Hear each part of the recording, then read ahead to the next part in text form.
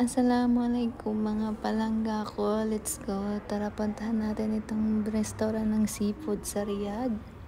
Tara, let's guys. Pasukin natin sila. Yan, tingnan nyo guys ang view. Wow.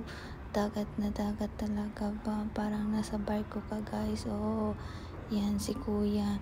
Isa siyang Bangladesh guys. Akala ko nga Pilipino pero Bangladesh pala.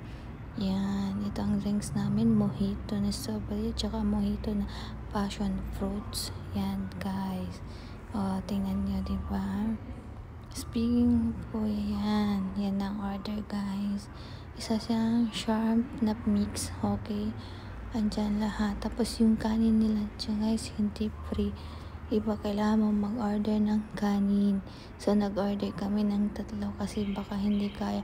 Pero suggest ko lang guys, mas mabuti pang hindi paghaluin ng kanin dyan sa loob ng ng mga seafoods kasi sobra ang cheesy ng kanilang butter guys. O yan, sarap, diba? Yan, kain tayo guys. Tingnan nyo guys yung kanin, sobrang butter niya. Kaya advice ko, wag nyo na lang katulad ko. Ayoko talagang pinapaghalo. Mas gusto ko yung white rice pag ganito. Thank you for watching guys. Kain tayo.